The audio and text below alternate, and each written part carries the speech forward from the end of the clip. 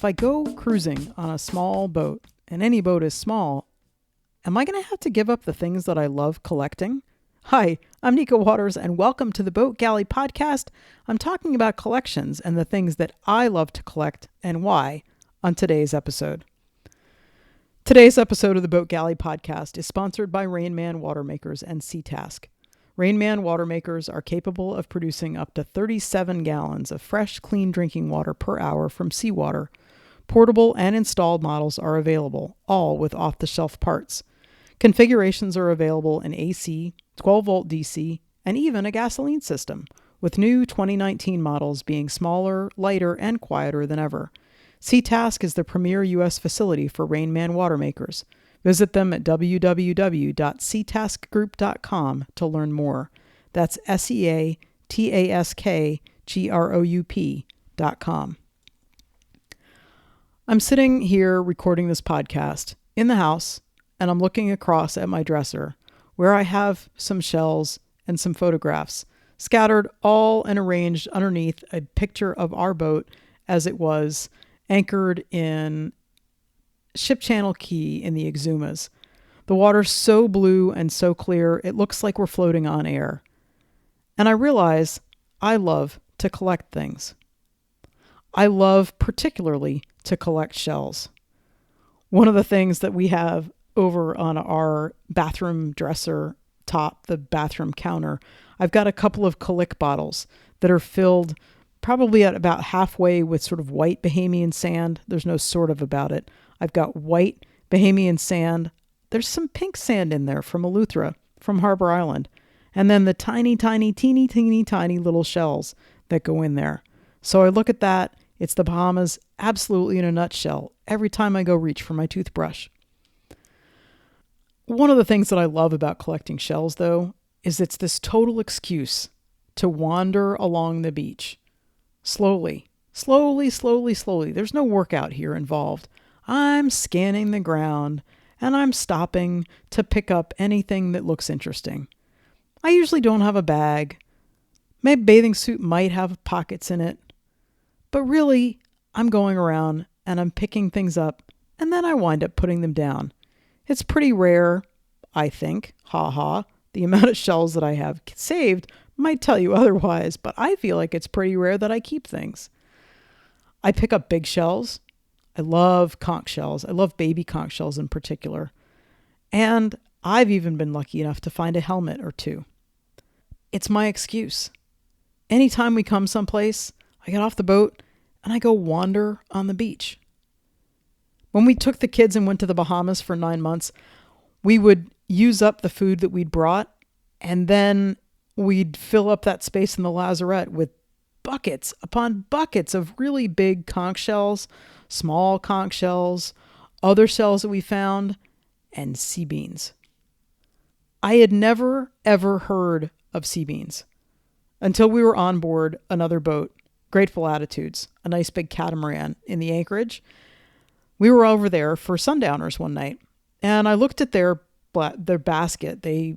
Catamarans can have things that stay out that don't tend to go flying the way they would on a monohull.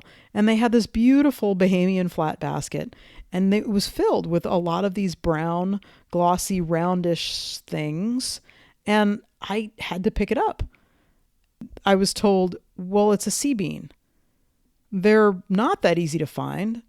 I sometimes can walk on the beach for a long, long time before I find one.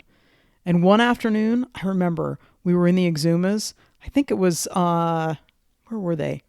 I can't remember where she told me they were, but she told me that one afternoon she found 3 sea beans in the space of one walk. And that was like red letter, banner day. And now, instead of just looking for random shells, I had a new obsession. Everywhere we went, every beach we went onto, I was looking for sea beans.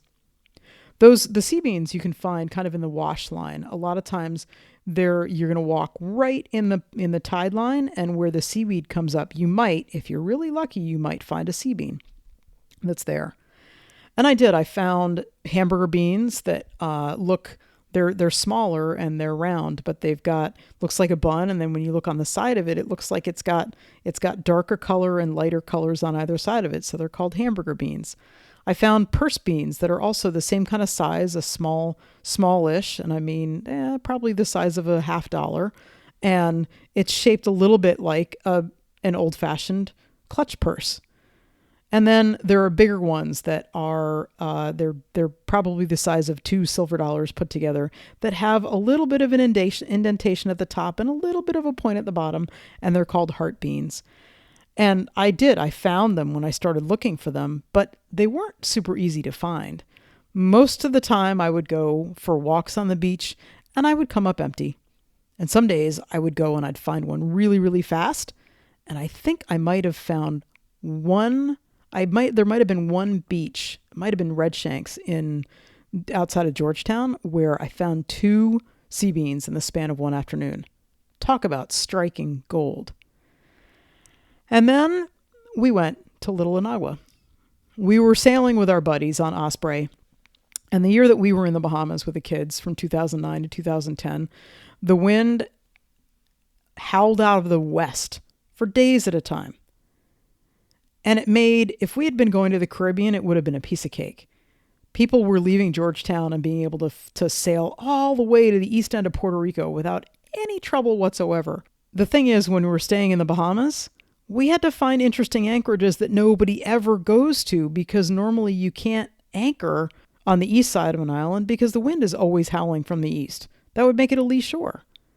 After a challenging passage that involved a few more rocks than we had anticipated and some interesting navigation and quick turns, we finally anchored in this beautiful, tranquil bay. Tranquil because the winds were coming from the west. Normally, you'd never be able to anchor there. Both boats launched our dinghies, and we all headed into shore to bushwhack or shell or wander. The boys were off finding great big sticks and building forts and yelling things back and forth. And we were just looking, talking, really. And B came racing up to me. Mom, there's sea beans. B knew exactly how much I loved sea beans. And Wendy was similarly obsessed, although she had known about them for far longer than I had. When B came up to me, there were 5 perfect hamburger beans on the palm of the hand. There are tons of them. I followed B as we walked, picking up beans almost every step. I had to pull my shirt out. I was wearing a rash guard, and I had to pull my shirt out to try to save these all. And my shirt was soon bulging with what I had. And I started to go through the ones that I'd already picked up, and I threw them back, the ones that weren't perfect, the ones that weren't exact and exactly the way I wanted. Wendy went into the tide line and found a plastic container and brought one over to me, and she had one too. And we just picked up sea bean after sea bean after sea bean after sea bean. When I cleaned out a shelf in the garage the other day, I found 4 Ziploc bags filled with sea beans. Each of those bags was marked in a small child's handwriting from when B was 8, marking the number of beans and Little Inagua. I think those 4 Ziploc bags must have a total of about 600 sea beans in them. I think most of them are from that one day in the southern Bahamas with our friends, and every single time I look at a sea bean, I'm immediately transported back there. We're not going to toss these sea beans out. We've actually tucked them into the pile of boxes that we're taking up to Vermont with us. And we figure we're going to scatter them up on the beach on this glacier lake in northern Vermont. We'll put a few big conch shells out every now and then up at the beach. I don't know, maybe we'll try and do some of them on the hike up the mountain. And we hope that people will find them, wonder about them. Maybe somebody will try to rationalize why these things are up there. We're sharing our memories, though nobody else will have the same ones. And really, when I think about what I collect, it's not the shell, it's not the sea bean, it's the memory. What do you collect? Thanks so much for listening to the Boat Galley podcast.